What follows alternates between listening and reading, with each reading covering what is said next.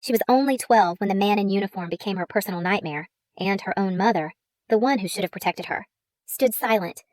This is the story of a girl no one believed, until one woman risked everything to set her free.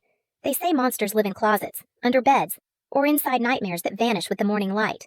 But what if yours tucks you in at night, with a kiss on the forehead and a badge on his chest? I was 12 the first time I noticed the way the world started shifting under my feet. It didn't come like thunder. It crept in like mist. My mother had just started dating this man named Marcus, a police officer with a sparkling smile and a voice as calm as bedtime rain. And before long, he wasn't just her boyfriend. He was moving toothbrushes into our bathroom and calling himself my bonus dad. And I wanted to believe him. I really did. Because at first, he seemed perfect. Too perfect. He brought me dresses with ruffles and glitter and tiaras that matched. He bought me popcorn that came in buckets bigger than my head. He watched every movie I wanted and laughed at every joke I told, even when it wasn't funny. He made me feel like the center of the universe, like maybe I mattered. Then came Elena.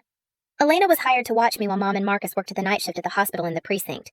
She had soft curls, a quiet voice, and a habit of watching things too closely. From the very beginning, I didn't like her. Not because she was mean. She wasn't. She painted nails with me, read bedtime stories, and remembered that I liked marshmallows only if they were slightly melted. But there was something in her eyes whenever Marcus walked into the room. Something wary. Something tight. Something I didn't yet know how to name. It was like she hated how close we were. Every time he sat next to me, she'd call me into the kitchen. Every time he kissed my forehead, she'd suddenly need help folding laundry. When I tried to sneak out one night to sit with him in the garden, she grabbed my wrist so hard it left a shadow that lingered on my skin. She said nothing, just yanked me back to bed like I was a misbehaving pet. I thought she was jealous. I thought she wanted the attention I got. When I told Marcus about how weird she was being, he sighed as if the world had dropped on his shoulders. Her father died not long ago, he murmured, looking out the window like he was watching something only he could see. She's broken in ways that make her push people away. I nodded like I understood, but I didn't. I was 12. I just believed that if Marcus said something, it had to be true. Then came the night that changed everything. It was a Friday. The house smelled like microwave lasagna and my mother's lavender body lotion. Marcus whispered to me before bed that his shift had been canceled and he had a surprise. A late-night McDonald's run. Just us. 10 sharp, he said. Front door.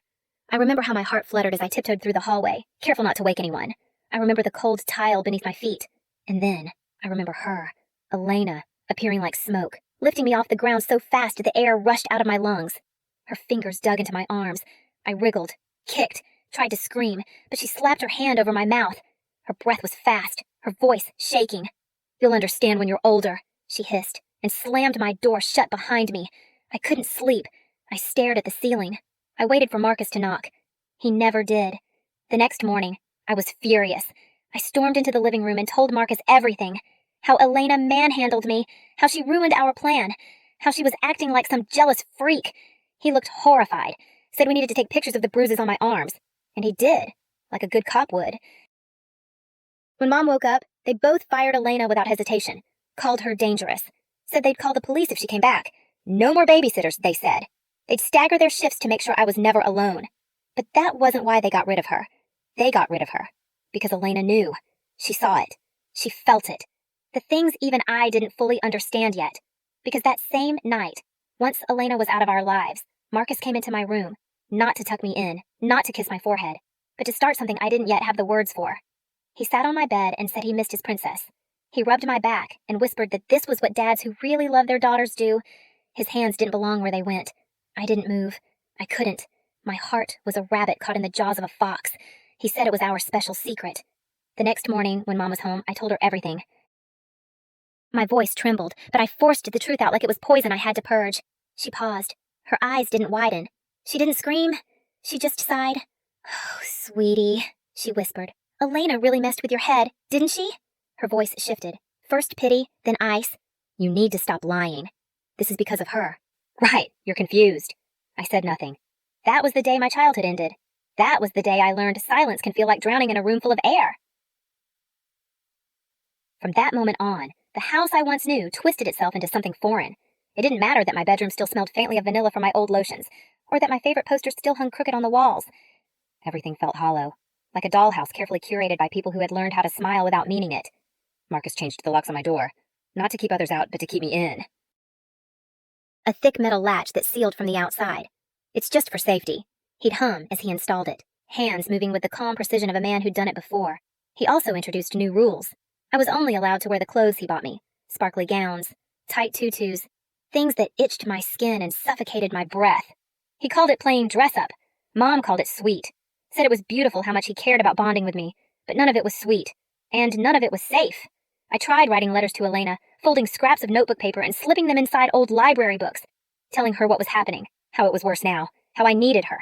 I never got an answer. I didn't know then that they had cut her off, threatened her, silenced her, told her to vanish or suffer. But then, a glimmer. Just after my birthday, the one where no candles were lit, no friends invited, just Marcus and his whiskey breath whispering things that made my stomach curdle, I received a postcard. It came in the mail with glittery writing from someone pretending to be my school friend, but I recognized the handwriting. Elena. The message was short. I didn't disappear. They made me. Check the teddy bear I gave you. I'm coming. My hands shook as I ran to the closet and dug through the pile of forgotten toys. When I found it, that soft brown bear with the torn ear, I pulled the seams apart with trembling fingers and found it a tiny black device, a recorder. Alongside it, a note in Elena's unmistakable handwriting. Hide this under your bed. Use it if you need proof. I'll find a way to reach you. But I never got the chance. Because someone else saw first. Her name was Miss Jackson, my gym teacher. She was the kind of adult who didn't speak loudly, but somehow made the world quiet when she walked into a room. That day, during stretches, she saw the marks on my thighs. Her face didn't contort with shock or disgust. She just waited until class ended and gently asked me to stay. She sat beside me, handed me a bottle of water, and waited. Said nothing until I opened my mouth. And when I did, it all tumbled out. Everything. Elena. The nights. The locked doors. My mom. Marcus. The things I hadn't even said out loud to myself yet. I sobbed so hard I thought my ribs would snap from the pressure. She wrapped her arms around me, held me like I was something precious, not broken. She said I was brave, that she believed me, and that she had to tell someone. It's the law, she whispered. But more than that, it's the right thing. I begged her not to make things worse. She cupped my chin and looked me straight in the eyes. Worse already happened. Sweetheart, she said. Now it's time to fix it. Within the hour, 2 people arrived at the school. A woman named Jennifer with a kind, steady gaze. A younger man named Kyle who offered me a soft smile and told me we could take our time. They brought me to a small office and asked me to start again. So I did. I told them everything. In every painful detail I could remember. Jennifer's pen never stopped moving. Kyle asked the kind of questions that didn't feel like interrogation, but like someone was finally listening. Really listening. They brought in a nurse, too. Her name was Frances. She had gentle hands and spoke with a softness I didn't know I needed. She took photos of every bruise, every scrape, every part of my body that had carried Marcus's secrets. When they finished, Jennifer told me I wouldn't be going home, that they were placing me with a temporary foster family while they figured things out. My stomach knotted into a fist. Even though I didn't want to go back to that house, the thought of leaving everything I knew, even the nightmare, made my skin go cold. But I nodded. I didn't cry. Not then. The last thing I heard before leaving was my mother's voice through the wall. She's lying, she said. Maria, that babysitter, poisoned her. My daughter would never say these things. She's confused. She's dramatic. You'll see. And Marcus. His voice was calm, measured. Like always, we just want our little girl back. He told them. We'll do whatever it takes. But I knew better now. I knew what monsters sounded like when they were trying to wear the skin of angels. The drive to the foster home was silent, except for the hum of the car and the occasional scribble of Jennifer's pen against her clipboard. She said it wasn't forever, just until they knew I was safe. But forever didn't sound so bad if it meant never hearing his footsteps again. The house sat at the edge of town, quiet and trimmed with vines that clung to the wooden rails like children holding hands. An older couple lived there, Lawrence and Diane. They had silver hair and warm smiles and a way of moving that made the air feel gentle. Diane opened the door before we even knocked, as if she'd been waiting for me. No questions, no fuss, just a soft hug and a promise. You're safe here, darling. You're safe. Inside, the scent of baked cookies and lemon-scented polish swirled in the air. Photos lined the hallway, smiling kids of every age and background, frozen in time, each one a reminder that this was a house that had seen heartbreak, and somehow turned it into shelter. My room was small, clean, a twin bed with yellow sheets, a dresser with 3 drawers, a window that opened without needing permission, and no lock on the door. I didn't sleep that first night. I couldn't. Every time the floor creaked, my body tensed. I flinched at the wind. Waited for a shadow that never came. Around midnight, Diane knocked gently and peeked in. She didn't ask what was wrong. She just placed a mug of warm milk on the nightstand, sat beside me, and hummed softly until my eyes finally closed. The days that followed were filled with questions. Too many questions from too many people, most of whom didn't know how to hide the pity in their eyes. Social workers, therapists, investigators. I had to tell my story again, and again, each time like peeling back a bandage that hadn't finished scabbing. Some people cried, some scribbled furiously, some just nodded with tired eyes, but none of them made it stop. Meanwhile, back in the world I had escaped.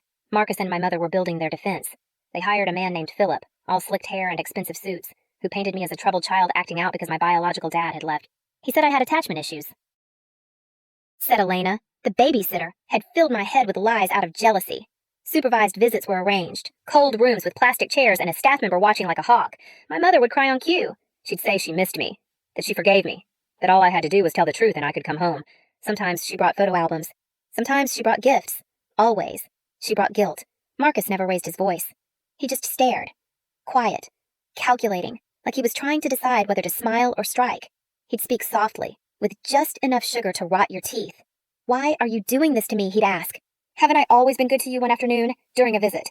My mother left her purse on the table when she went to the restroom. The supervisor, a distracted young man with earbuds in, was scrolling on his phone.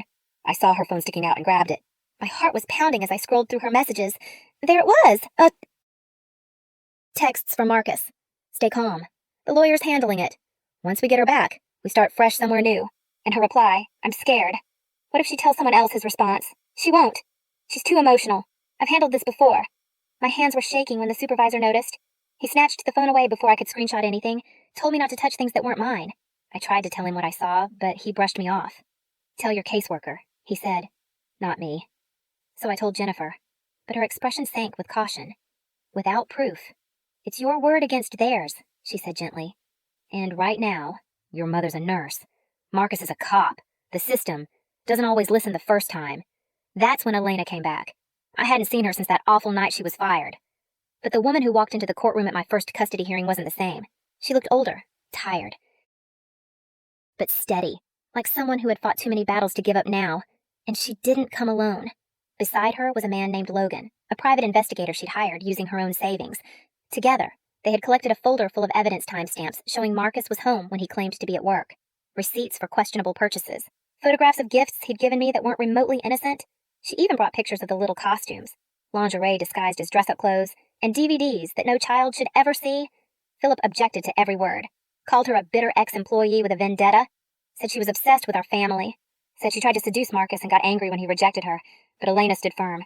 She told the judge that she'd seen Marcus try to be alone with me, that she'd reported concerns to my mother, who dismissed them. That the night she stopped me from going to the door, she wasn't being possessive. She was trying to stop something she recognized. Because it had happened before. To her cousin. The judge listened. But like everything else, it wasn't enough. Not yet. More investigation is needed, he said. My mother stood in court and cried, beautiful, practiced tears. All I want is my daughter back, she whispered. That woman is lying. She hated us. She tried to ruin our family. But back in Diane's house, I began to crumble. I stopped sleeping. The nightmares came in waves. I flinched when Lawrence reached for a plate near me. I froze when a man jogged past us in the park. Some nights, I couldn't eat. Certain foods brought memories too heavy to swallow. The therapist assigned to me said I showed signs of trauma. But she couldn't say, not officially, what had caused it. And still, the court considered sending me back. Because on paper, my mother was checking every box. Parenting classes, therapy, marriage counseling, all the things that made her look like a changed woman. But paper can't measure love, or fear, or truth. I was drowning in the middle of a rescue, and nobody could see it. Some nights, I pressed my palms against the bedroom walls just to remind myself they weren't closing in. Diane would peek in softly, sometimes bringing warm chamomile tea, sometimes just sitting outside the door so I'd hear her breathing. Proof that someone was there, someone who didn't want anything from me but peace. But peace felt impossible, because while I was learning how to breathe again, my mother was perfecting her performance, and the courts were watching. The system wanted to believe in redemption. It wanted to believe that a mother could be fooled, manipulated by a cunning man, and still be good at her core. It wanted to believe her tears were real, that she was just scared, that she hadn't known what Marcus had done to me. Not really. They almost bought it. Until she slipped. She began texting Elena, the woman she swore was a liar, a jealous ex-nanny, someone irrelevant. The messages weren't emotional. They were venom. She told Elena to back off or she'd sue her for harassment. She said she knew where Elena lived, that accidents happen to people who don't stay quiet. Elena screenshot every message and handed them to Logan, who archived and timestamped them. Then Marcus made his move. Logan caught him late at night visiting a storage unit an hour out of town. He tracked his transactions, large withdrawals, new credit accounts, stockpiles of items that could be sold quickly. Marcus was preparing to run. Elena begged the court for an emergency hearing. She had evidence they were planning to flee with me, take me somewhere I couldn't be found. But the judge was cautious. "We wait for the scheduled date," he said. 2 more weeks. 2 weeks? 2 more weeks of supervised visits, of my mother whispering threats through clenched teeth while the caseworker stared at his phone. 2 more weeks of Marcus staring at me with that predator smile, offering hugs that turned my skin to ice. 2 more weeks of pretending everything was normal. And in those weeks, something inside me cracked. In therapy, I finally shattered. Dr. Winter, my therapist, was the first adult, after Miss Jackson and Elena, who looked at me like I mattered beyond paperwork. I told her everything. About the postcard from Elena. About the recorder hidden in my teddy bear. About the texts I saw on my mother's phone. About how scared I was that it wasn't enough. That no one would believe me until it was too late. I told her I missed Miss Jackson. That I wished I could talk to her again. That she'd been the first to truly see me. Dr. Winter said nothing. Just wrote everything down. And the next week, Miss Jackson walked back into my life. She was summoned to testify.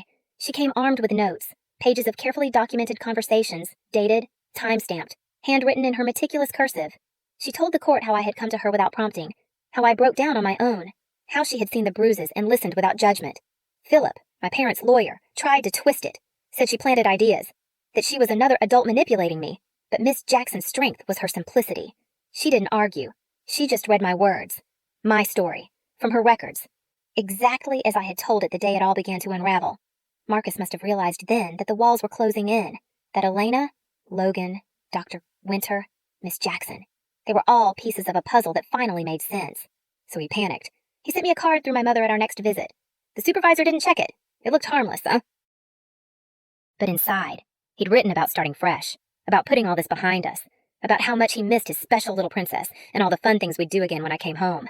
To anyone else, it might have seemed sweet. To me, it was a veiled threat, a reminder. I showed Diane. I couldn't even breathe as she read it. Her face drained of color. She called Jennifer, and they cataloged the letter, studied the phrasing, every manipulation, every embedded menace hidden beneath fake affection. And still, my mother wasn't done. Days before the final hearing, she asked to meet Elena, said she wanted peace, said she wanted to talk woman to woman. Elena agreed, but recorded it. In our state, you only need one party's consent. They met at a coffee shop. At first, my mother played the victim again. Then she crumbled. She offered Elena money, begged her to back off, to stop trying to help me. She admitted Marcus had problems, but she loved him, Ed. Said she couldn't lose him, that she'd watch him better this time. Elena pressed her. Did she know what Marcus had done to me? And that's when the truth spilled. I saw him leaving her room at night, she said, voice shaking. I told myself he was just checking on her. I didn't want to believe it. I couldn't. But she did believe it. She just didn't care enough to stop it.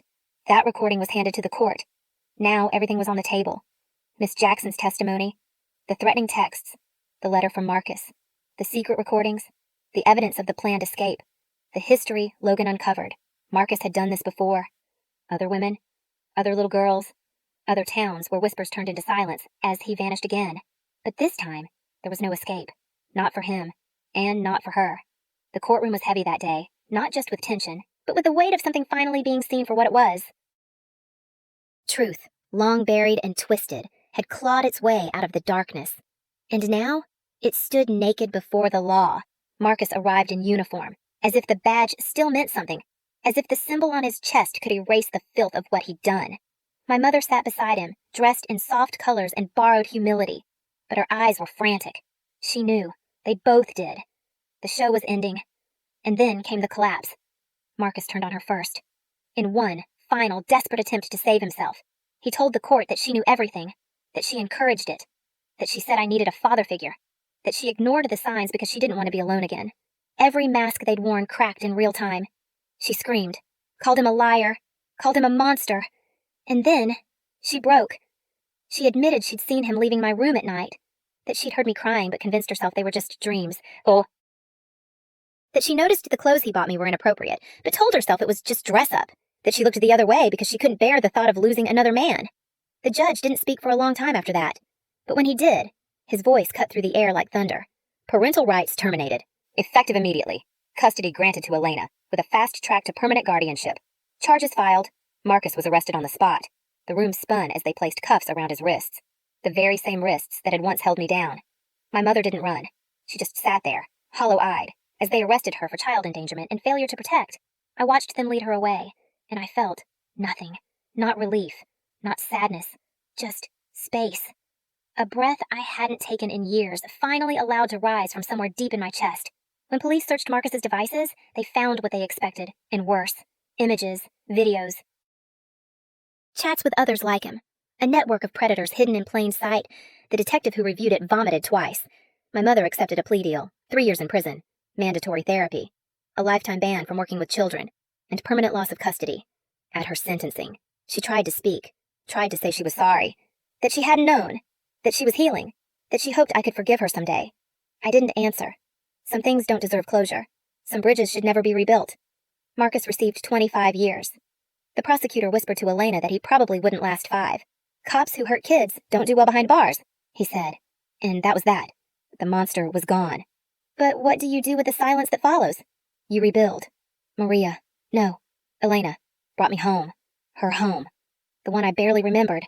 She'd redecorated the spare room just for me. Pale yellow walls, soft lighting, shelves of books, no princess nonsense, no hidden locks. Just warmth and peace. That first night, I still couldn't sleep. My eyes stayed locked on the door, waiting, listening, but it never opened. Instead, I heard her, sitting in the hallway, whispering lullabies to no one but me, her shadow through the crack under the door, staying there until morning came. Doctor. Winter was right. Healing wasn't a straight line. Some days, I couldn't leave bed. Some days, I screamed in my sleep. Some days, I didn't trust anyone, not even myself. But other days, I laughed again. I painted. I danced barefoot in the backyard and let the sun warm the skin that had once been hidden behind shame. Miss Jackson stayed in touch. She sent birthday cards, came to my therapy graduation, told me she'd never stopped being proud of me, that I reminded her why she became a teacher in the first place. Diane and Lawrence visited often. They said I was one of their miracles, that most kids in the system don't get justice, don't get safety, don't get a Maria. I asked Elena one day why she risked so much, why she didn't just walk away like everyone else. She told me her cousin hadn't been so lucky, that she'd watched another little girl get destroyed by someone who smiled like Marcus, and she promised herself, even back then, that if she ever saw the signs again, she'd fight, no matter the cost. She'd started gathering evidence before they even fired her. The recorder in the teddy bear. It was supposed to be her backup plan. Proof. But she hadn't expected them to move so fast, to silence her so thoroughly. She said she carried the guilt of that night for years, not stopping it, not calling CPS sooner. But I told her the truth. She saved me anyway. When I turned 16, she adopted me legally. The ceremony was small. Just me, her, Miss Jackson, Diane and Lawrence, and Dr. Winter. When the judge signed the papers, Elena cried. She whispered that she'd wanted to be my mother from the moment she'd been forced to let me go. I didn't cry. I just held her hand and whispered, me too. Now, I'm in college, studying to become a social worker. I want to be the person who sees the signs, who believes the stories, who says I'm here before a child even has to ask. I still flinch sometimes, still startle at certain words, still lock the bathroom door 3 times before I shower. But I also wake up without dread. I sit in coffee shops. I sing along to songs. I laugh, really laugh. I am not broken. Not anymore. People ask if I hate my birth mother. I don't. I pity her. She chose a monster over her own child, and now she'll have to live with that. Me, I choose love, and I choose Elena.